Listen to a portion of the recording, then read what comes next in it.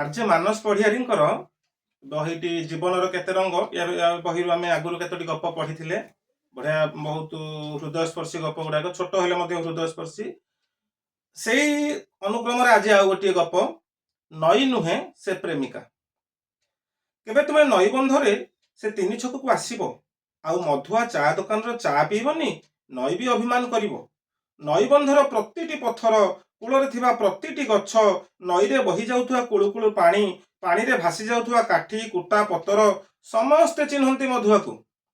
ନଈ କୂଳରେ ଛୋଟ ଚାହା ଦୋକାନଟିଏ ଦେଇଛି ମଧୁଆ। ଭୋର 4ଟାରୁ ଉଠେ, ଦୋକାନ ଖୋଲେ।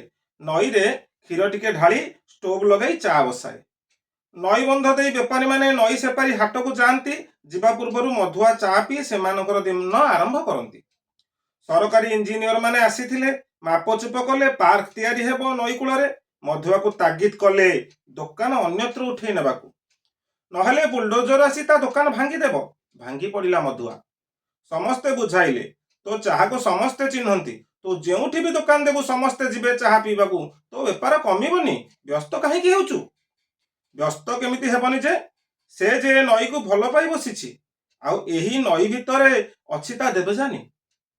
7 ବର୍ଷ ତଳେ ତାକୁ ଭଲ ପାଇ ବାହା ହୋଇଥିଲା।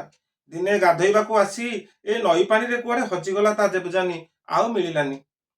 ଗାଁ ଲୋକେ କଥା ହୁଅନ୍ତି, ନଈ କୂଳ ରାସ୍ତାରେ ରାତି ଅଧରେ ନାରୀଟିଏ ବୁଲେ, ଦୂରରୁ ଦିଶେ, କିନ୍ତୁ ପାଖକୁ ଗଲେ କେହି ନଥାନ୍ତି। ମଧୁଆ ଜାଣେ ସେ ଦେବଯାନୀ, ତା ଦେବଯାନୀ।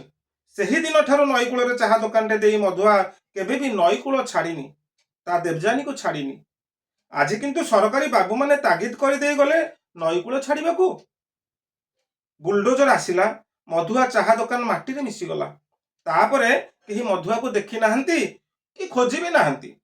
ହଁ, ଗାଁ ଲୋକେ କୁହନ୍ତି, ନଈ କୂଳରେ ରାତି ଅଧରେ ଏବେ ହଳେ ପୁରୁଷ ଓ ନାରୀଙ୍କର ଛାଇ ଦେଖିବାକୁ ମିଳେ, କିନ୍ତୁ ପାଖକୁ ଗଲେ କେହି ନଥାନ୍ତି।